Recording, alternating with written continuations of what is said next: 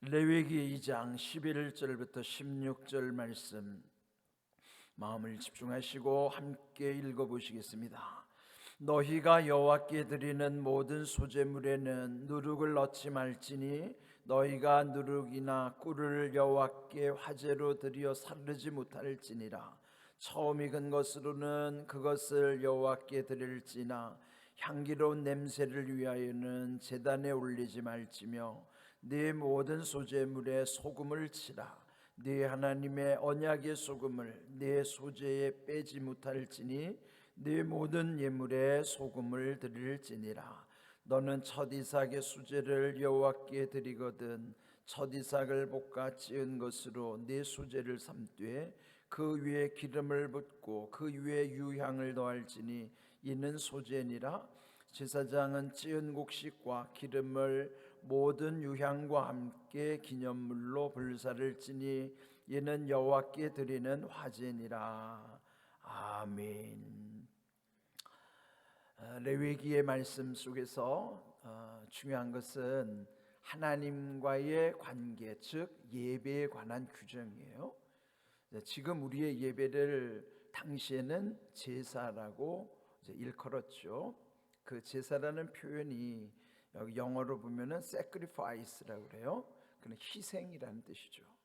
그러니까 그 제사 속에는 그 제물, 그 동물을 잡아서 그 피 흘림의 제사, 그 희생이 따르기 때문에 그 제사를 sacrifice, 희생이라고 하는 것이고요. 그러므로 오늘 우리의 예배 속에도 크게는 예수님의 희생 가운데 우리가 구원을 받았고, 또 오늘 우리도 또 구원받은 자로서의 희생을 하나님께 드리는 헌신의 의미도 있는 것입니다. 지난번 예배라는 영어의 말씀을 이제 두 가지 의미로 표현했죠. 그 예배를 영어로 서비스라고 하는 것인데, 일반적으로 사회에서는 어떤 봉사 개념으로 그 서비스라는 말 많이 쓰죠.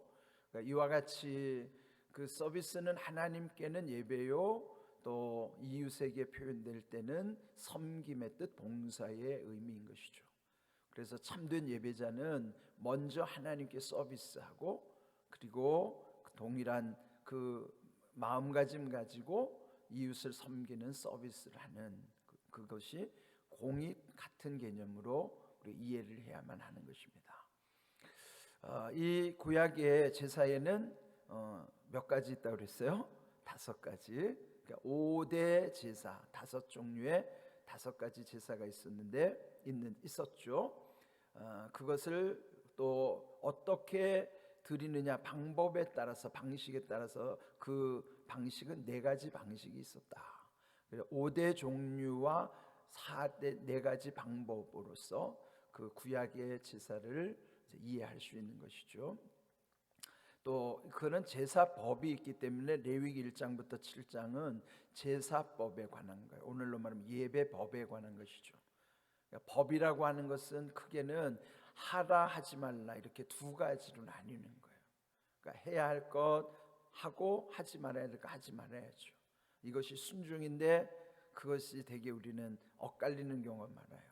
하라는 것 하지 않고 하지 말라는 것 하고, 근데 이게 불순종이고 죄가 되는 것이죠. 예배법도 마찬가지예요.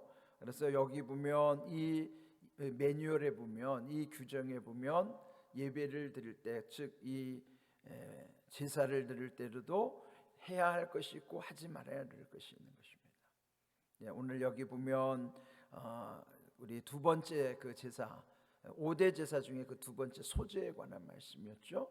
먼저 이제 5대 제사를 다시 한번 복습해 볼까요? 첫 번째 뭐였어요? 가장 기본적인 제사는 번제, 태워서 드리는, 태울 번자, 번제로 드리는 제사가 가장 기본적인 제사요, 중요한 제사예요. 2번째, 지금 함께 묵상하고 있는 소제는 유일하게 피 흘림이 없는 제사예요. 나머지 제사들은 다 동물을 잡아서 그 희생을 드리는 것이니까 거긴 피가 흐르는 거예요. 그런데 이 소제는 곡물로, 곡식으로 곱게 빻아가지고 드리는 제사이기 때문에 그는 피 흘림이 없는 유일한 제사, 소제. 그 다음에 세 번째는 화목제. 하나님과 우리 사이 또 우리와 우리끼리의 화평을 위해서 드리는 화목제가 있고, 요 세 가지는 자원제라고 그랬죠. 억지로 드리는 것이 아니라 원하는 사람이 드리는 거예요. 그 자원하여 기쁨으로 드리는 제사가 세 가지고, 나머지 뒤에 두 가지 속죄제와 속건제, 요 네 번째 다섯 번째는 의무제입니다. 왜냐하면 속죄라고 하는 죄를 사하는 것, 죄를 지을 때마다 죄 사함을 얻기 위해서 반드시 드려야 되는 의무제. 속건할 때 건은 허물건자라고 그랬죠. 우리가 서로 어떤 잘못을 저지르거나 피해를 입혔을 때 이런 그런 허물을 없애기 위해서 그럴 때는 반드시 이 속건제도 의무로 드려야 되는 거예요. 그러니까 이 5대 제사를 이제 잘 여러분 기억하시면 편하고, 그 다음에 방법으로 드릴 어떤 방법이냐, 그 네 가지는 그 네 가지 중에서도 가장 중요한 거는 화제라는 화제, 불 살라서 불로 태워서 드리는. 그래서 그 화제는 이 앞에 말씀드린 5대 제사에 다 해당되는 거예요. 다 불로 살라드리는 제사죠. 그리고 이렇게 들어서 드리는 들것자를 써서 거제, 그리고 흔들어서 드리는 흔들 요자를 써서 요제, 그 다음에 그 제물에다가 포도주냐 기름을 붓는다고 해서 전제. 그렇게 네 가지 방법이 있는 거예요. 종류 5가지, 방법 4가지. 그렇게 해서 9가지가 아니라 5가지예요. 5가지를 어떻게 드리느냐의 제사법이기 때문에 5대 제사를 중심으로 해서 알아두시면 좋습니다. 오늘은 이제 그 소제를 계속 이어가는데요. 11절 보십시오. 너희가 여호와께 드리는 모든 소제물이 곡식이죠. 거기에는 누룩을 넣지 말라. 이거 명령이에요. 하지 말라. 그리고 또 하나, 꿀을 거기 넣지 말라. 누룩과 꿀은 여호와께로 화제로 드려 사르지 못할지라. 불살라 드릴 때 그 소제물 가운데는 누룩, 꿀 이것은 쓸 수가 없다.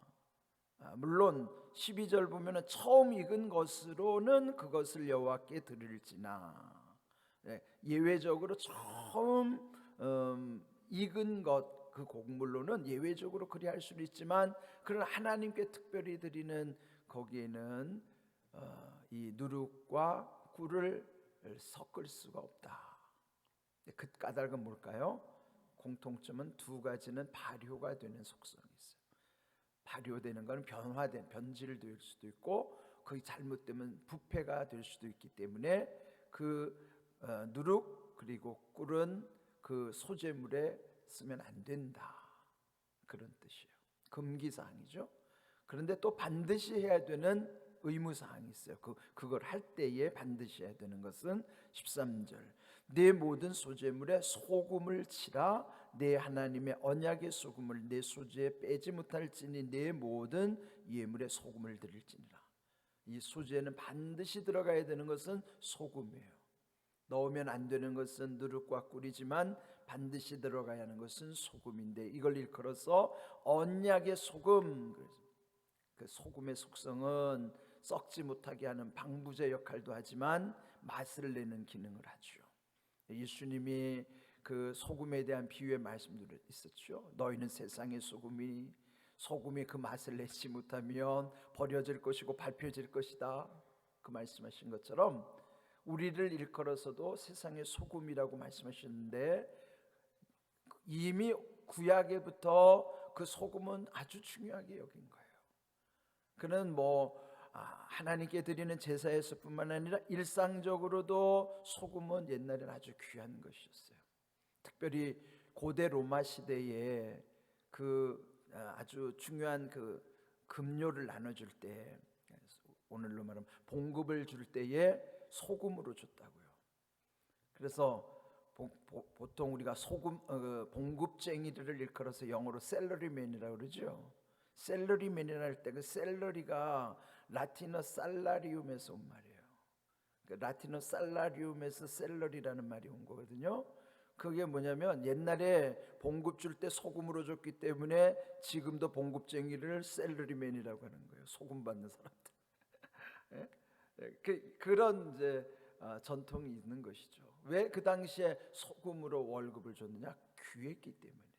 지금이야 흔하니까 소금 값이 싸지만 옛날에는 소금이 비쌌기 때문에 소금으로 봉급을 준 거예요. 그래서 봉급쟁이를 그렇게 불렀던 것이다 하는 것이죠. 어찌하든지 하나님도 그 제사를 받으실 때에 특별히 이 소제물에는 반드시 소금을 넣어야 된다. 그건 뭐냐면 부패하지 않도록 하는 거예요.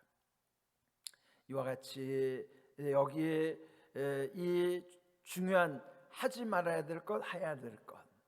하지 말아야 될 것은 꿀과 그리고 그 누룩을 넣어서는 안 되고, 반드시 해야 될 것은 소금을 거기에 넣어야 된다는 것이죠. 이 그리스도인의 별명을 일컬어서 예수님도 너희 별명이 소금이다. 너희는 세상의 소금이니. 그는요 세상에 썩어가는 곳에 썩지 못하도록 하고, 또 맛없는 곳에 맛을 내는 기능을 하도록 우리 그리스도인들이 반드시 있어야 하는 존재란 말이에요. 근데 그 역할 못하면 버려지고 밟혀지는 존재. 이거 뭐예요? 어쩌면 오늘 기독교가 점점 이렇게 버려지고 밟혀지는 현상들이 나타나지 않아요? 이거는 우려해야 됩니다.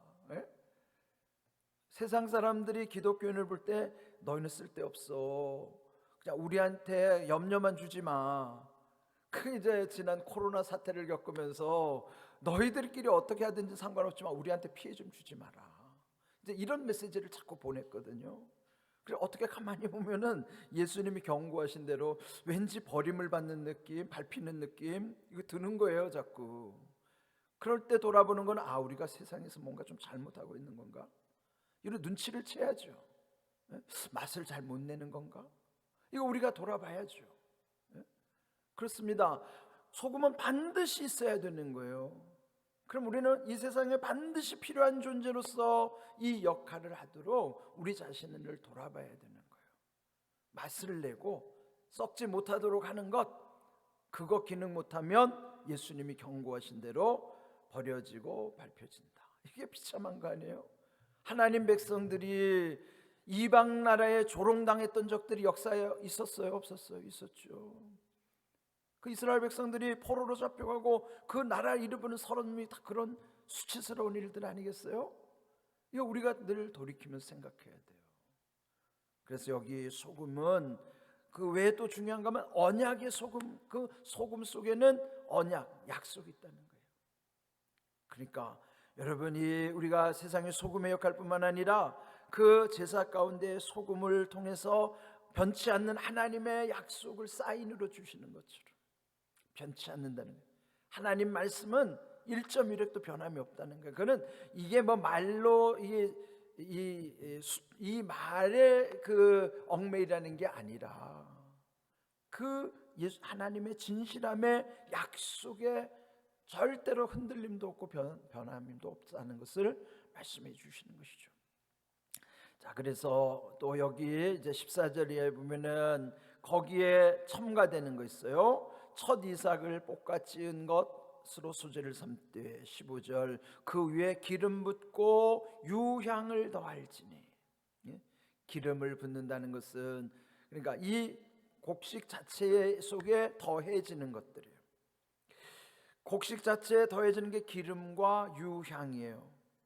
이것은 오늘 우리에게 성령이 우리 가운데 함께 해주시고 또 그리스도인의 향기를 약속해 주시는 말씀이기도 한 거예요.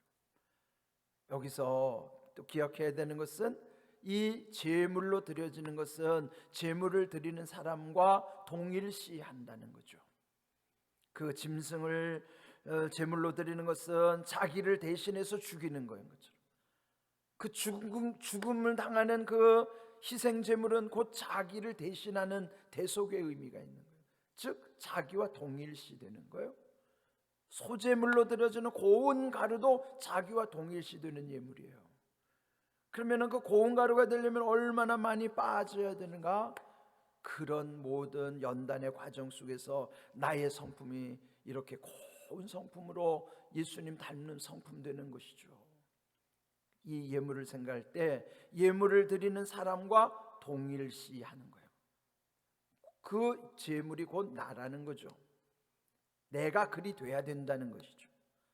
이런 의미예요. 그 의미를 우리 마음에 새기면서 우리가 이런 제사를 어떤 형식적으로 배울 것이 아니고 그 속에 깊이 새겨져 있는 우리에게 주시는 하나님의 마음과 그 약속을 우리가 늘 새기는 것입니다. 귀한 은혜 가운데서 참된 예배자들로 예배를 통해서 주시는 하나님의 놀라운 은혜를 우리의 평생에 경험하는 삶이 되기를 주님의 이름으로 축복합니다. 아멘.